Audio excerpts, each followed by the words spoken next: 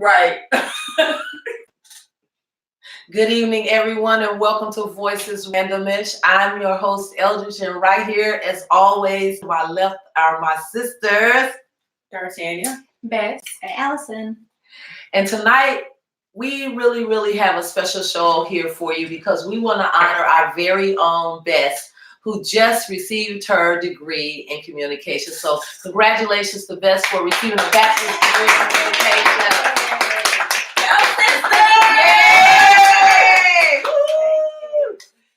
Yes. Any words of wisdom you want to leave for people out there about what it felt like to receive that auspicious piece of sheepskin? Always read ahead. No, I'm just always take your test on time. Okay. No, not at the moment. Can we skip that? Yeah, we can skip it. But okay, my side it feels good, doesn't it? It does. It feels good I'm to trying have to that. sink Yeah. in, and I can like that's what I'm have saying. some. I'm just getting over the papers and a no sleep and I've been up for almost 3 days. Wow, that's real talk, Mm-hmm. It takes a lot, there's a lot of self-sacrifice, but then into it, it's all about being selfish, and you did it, girlfriend, so thank you. So tonight we're just going to talk about a few topics that ran across our desk, no matter whether it's through some pop culture topics or in general conversation with friends, what have you. This is the holiday edition. As you can see, we're all wearing our fabulous holiday attire, so hope you're in yours and you're enjoying everything. But I ran across this discussion that the ladies of the Real were having, and it was in general about just tattoos and were tattoos a turn off or turn on, and they were generally just giving their opinions. But I wanted to be a little bit more specific. I was thinking, like, imagine if you had a guy and he had tattoos, but they were tattoos of his kids, and they were like looking right at you all the time, no matter what position you were in. And how would you feel about having, tattoos of your sex partner, your intimate partner, staring back at you and just smiling at you while you're doing the deed? So think about that.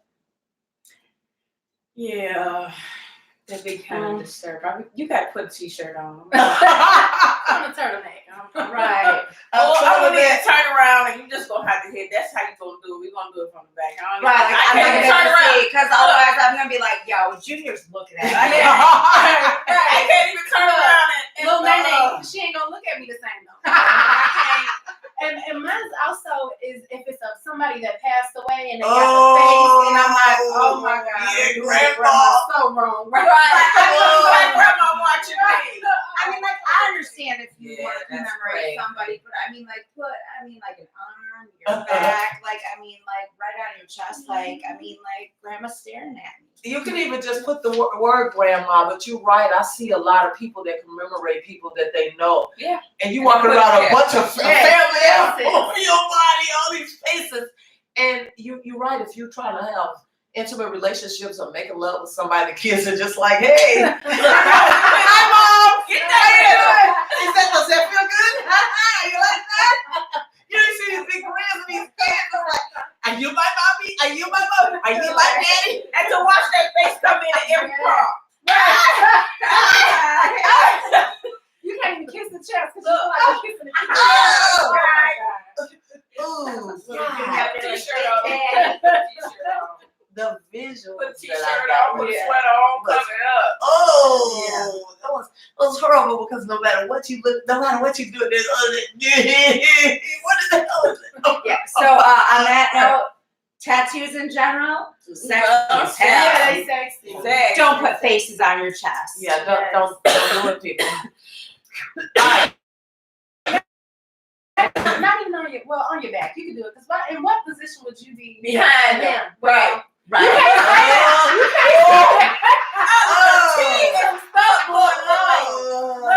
can't Okay, I think we need to sip on that because you just asked a very important question. You said, "Oh, what?" Yeah.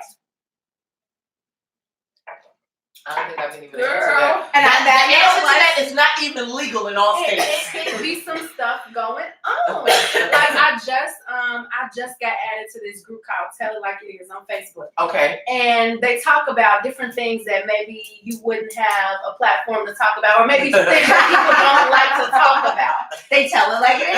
Exactly. So they talked about, the G-spot of a man being located in his back area. Okay. And so they were asking, like, men, would you let your woman, like, touch you or touch your whatever. G-spot or whatever? Right. And people were like, yeah. And the woman's like, yeah, but, it's not gay if it's between a man and a woman. And I said, well, I just realized I don't know that much about sex. They teaching me. I said, oh, well, I'm not trying to explore nothing going on down there with the tutor. I can't. I don't know. I just want your. I don't feel safe. First of all, wash and wash and wash, regardless of what you're gonna do. That's the key thing. Is all about. Are you okay? Oh my God! Just the way she said it, man. Like I'm It's good. the tutor. I can't even call it a booty. It's the tutor. Oh my God! I can't even go there. I have no idea, and I don't want to go there. Yeah. You can go right in there and pull something if you want. Okay. Right. Let's just Let's get to teaching. on that note. You're bad. Shit. All right. It's rough. Okay. I've heard stories. Okay. But happy holidays, everyone. Happy holidays. You notice that I told the truth. I told it like it is. It's half wiped off. We can't read it. What does it say? I told it like it was. Half of it We've is been true. good. Yep, you see it. What does it say? We've been good. Oh, we've been good. Dear Santa, we been good. What else was you looking for? That's all Santa need to know. Whose Shoot. perspective is that? Good is all in the eye of the beholder. And the perspective of who it is. Whoever I it know, is. because Queen Dar might have a whole Oh, different yeah, that's vibe. right. The queen has spoken, and hey, when the queen speaks, we all listen. All right, man. Okay, so vision. What does your ideal day look like? Oh yeah. Okay. Ideal day. Your ideal day. If you had to get up in the morning and say, "Okay, this is the perfect day for me." So I was gonna give like the airheaded answer and be like, well, partly cloudy, 5 degrees. That's a good one. I love it. That's a good one. That'd be That's my all. ideal. That was from what was it, Miss Congeniality? When they Oh, asked her, yeah, what would- yeah. what would be your perfect date? And she's like, I think it would be like March 13th. That was funny. Mine would be like, it's mid-spring. It's cool. Wait, outside. you're gonna Because it's all about the temperature. Yeah, like you know how sometimes weather can change. Yep. Like today, I'm And just change your so attitude. boring. Like, but then if it's a summer day, Sunday, it's not. You know what I'm saying? So I would say like mid-spring, Okay. low 60s, rain, Okay. inside watching movies. Okay. Would be my ideal thing. I mean, if we're actually going on it like that, like if we're describing like that versus like first I would go here and do that if we're describing, but then that's Well, it's actually all the how- way. It's Yeah, all it's in all how you about interpret the perception. question. Then that would be honestly for me is like, mostly sunny, a little bit of cloud, like 75 degrees, like perfect day for me. Not too hot, not too cold, get a lot accomplished. I like to be outside. A perfect day for me. So from getting up to having breakfast served to me. Like, Okay. did you rest well? Type of gratitude. Mhm. How did you sleep, Queen? Right. You know what? Only a king would ask. Okay. Oh Lord. and still have to go to work and be productive, but just have a nice relax. I mean, it's part of life. So to take myself out of that is, I don't want to retire just yet. So if I go to retirement age, then it's the sand and the beach.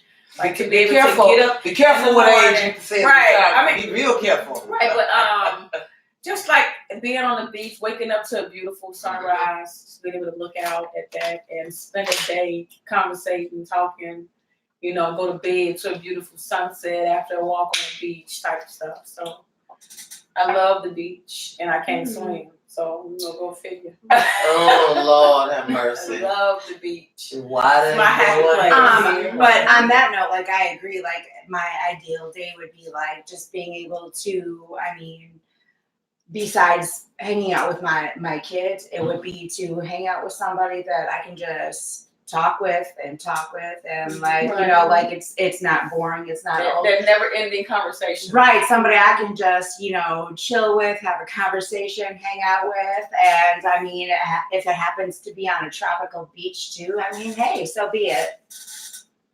I'm just saying, come on. So I wrote that question because I wanted to talk a little bit about manifestation and how you make things come in your life. And so for me, the question is around the whole thing about how you visualize.